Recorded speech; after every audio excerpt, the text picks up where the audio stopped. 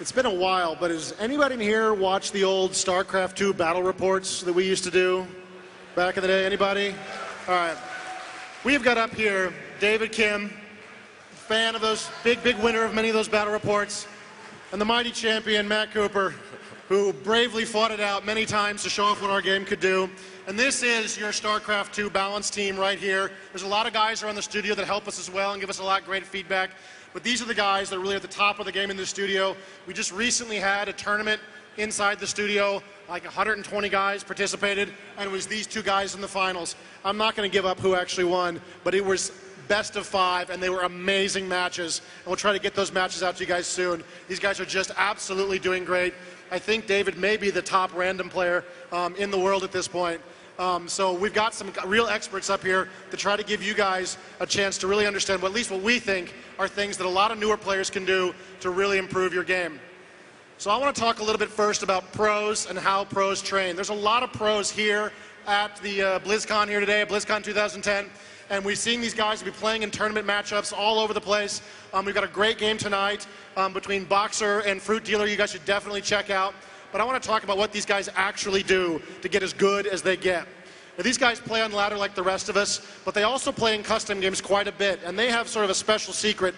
They've got some sparring partners like a boxer would have. Guys that are almost at their skill level, but not quite, that they can throw down with to try new strategies, to try new techniques. Not all of us have access to top diamond sparring partners. But if you have guys at your skill level in gold, you can find those guys. You guys can get together. You can try different rushes, try different blocks, try different strategies. And that's what these guys do to really help improve their game.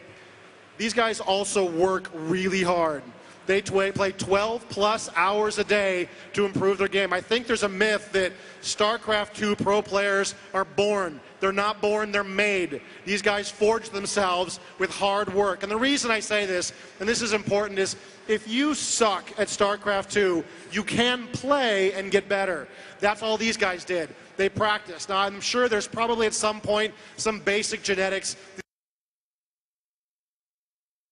These guys are a little bit faster than the rest of us normal humans, but there are still things you can do to practice to get to really a strong place in your skill. These guys also focus on one race. They don't bounce around a lot. They pick one race, something that speaks to them, maybe a race that they're naturally good at, having tried all of the races, and they focus on that race and really try to improve their game. And these guys study.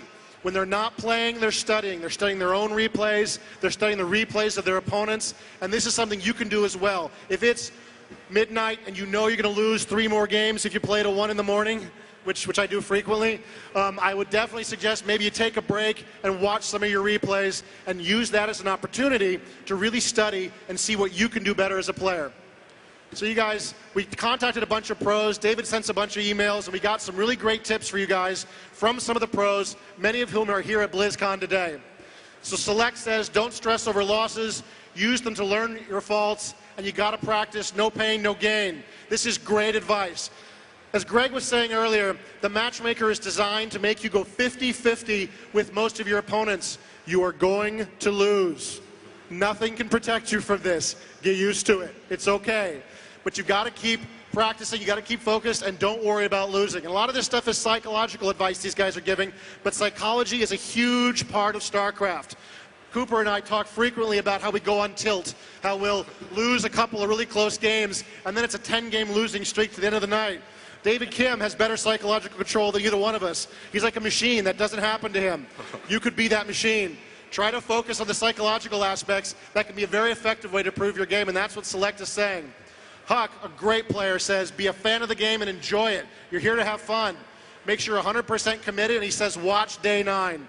But for those of you who don't know, Day 9 is a great member of the community that provides a ton of commentary. He does a lot of shoutcasting. He has his own blog. He has all kinds of really great stuff. If you don't like Day 9 when you go see him, don't worry about it. There's lots of great guys, and his advice holds true. Use the community. You guys are out there doing great things with this game. You're analyzing it. You're tearing apart. Check out what other players are saying. It can't help but make you a better player. This is probably one of my favorites. QXC says, if you're not attacking, you're probably losing. Man, I got to tell you, I got this 2 weeks ago, and it's helped me a ton.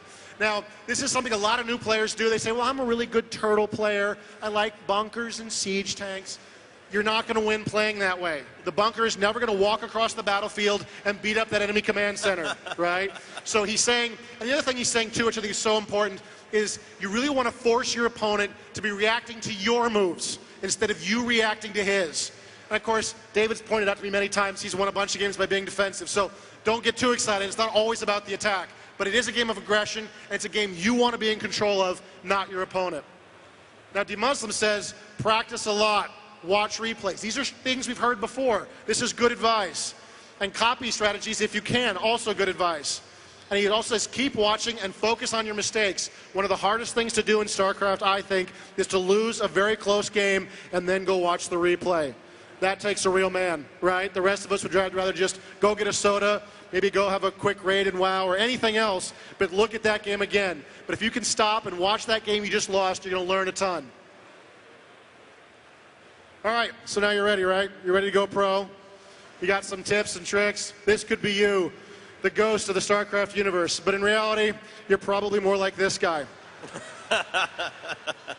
Now, the reason I tell you this is not just to make fun of you. The reason I tell you this is a lot of players will just watch what the pros do and say, well, I can do that, I'm going to do it. Not understanding that the execution that these guys do is so critical to a strategy working.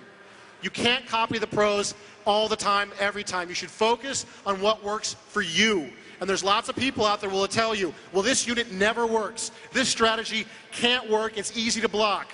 But that's not always the case, because in addition to you not being as good as the pros, neither are your opponents, right?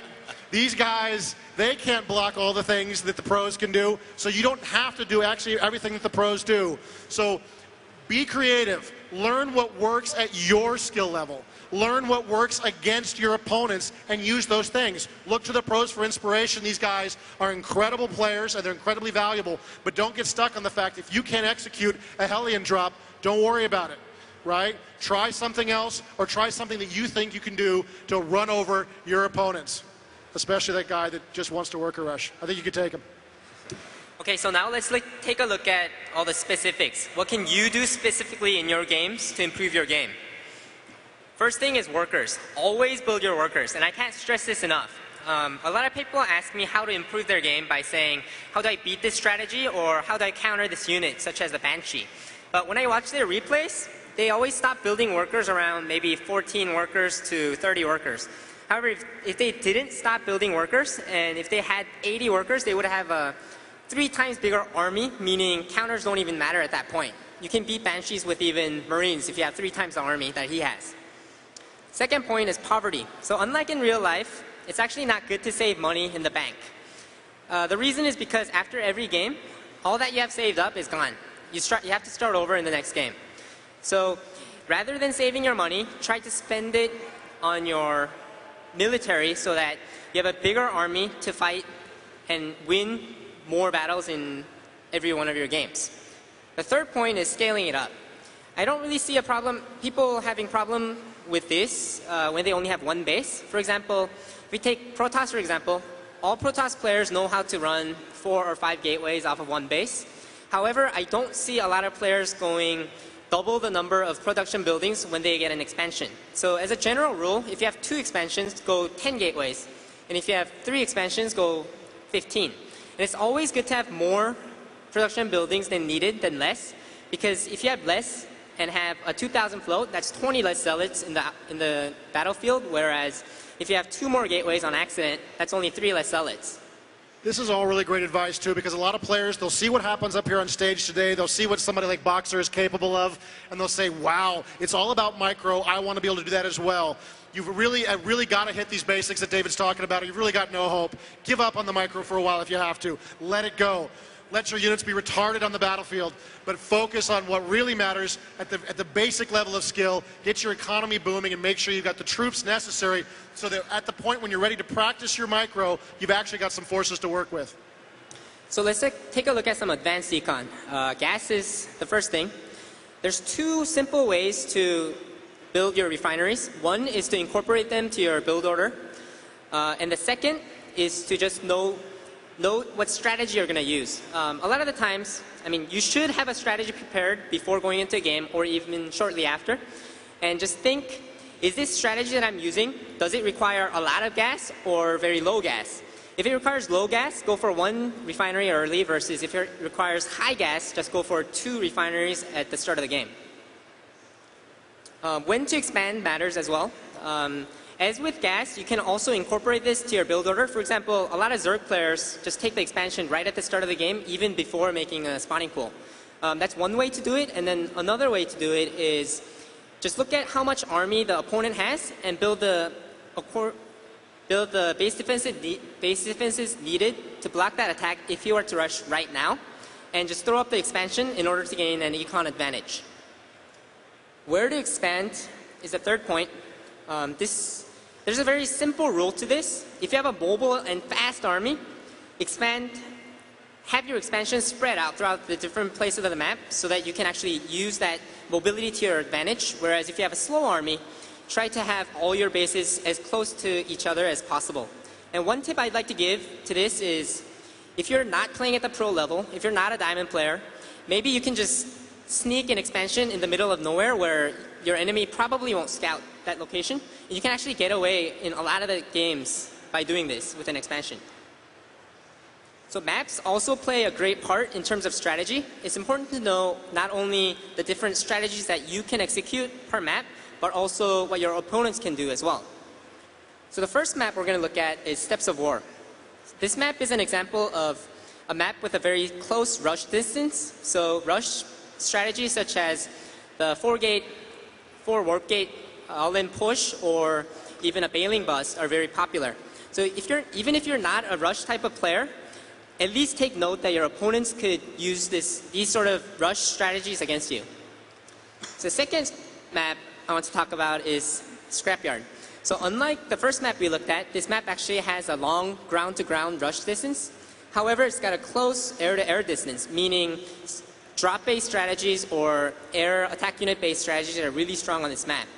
I don't know about, I'm sure you guys experience this as well, but when I'm playing on this map and I go for a very ground-heavy based army such as roaches, and when I have a sizable army, when I have like 20 roaches, I'm thinking to do a lot of damage to the opponent. So I leave my base, I'm traveling to the opponent's base, and what do you know? There's 5 Mutalisks coming into my base, kills all my drones, and the game's over even before I've even done anything to the opponent. He's lying. That's never happened to him. It's happened to me. So like, this sort of situation, we would like to call internally as a terrible, terrible damage situation. And just like in the battle reports, for some reason, whenever this happens to me, Dustin is always there, screaming, terrible, terrible damage. Okay, so the third point is choke points. Everyone knows about the choke points that are in front of your base, and everyone knows how to utilize them well, too. But what a lot of people don't realize is there are choke points at different parts of the map as well. For example, on Blistering Sands right here, we notice that there's a choke point right in front of your natural expansion. There's a bunch of choke points in the center of the map, including the 2 choke points by the Zelnaga watchtowers. There's other choke points as well. For example, there's 2 choke points leading into the high-yield expansions. It's important to utilize these choke points when you're playing the game. For example, if you have a Marine and Marauder-based army versus your opponent is using speed-upgraded Zerglings, you really want to utilize these chokes. So when you're going for a push, try to stick to these chokes as much as possible, because if you fight at those chokes, you have the advantage, whereas if you fight in the open, the Zerg player has a huge advantage over you. So last thing is expansions. We talked briefly about when to expand and where to expand, but this varies drastically depending on what map you're playing. Lost Temple is an example of an easy-to-expand map. The choke point in front of your natural expansion is very small, and your future expansions can easily be defended by defending the 2 locations by the 2 ground-based paths by the Zelnaga watchtower. However, not all maps are like these, and it's important for you to watch replays, just try different things on different maps to figure out which expansion location works on which maps.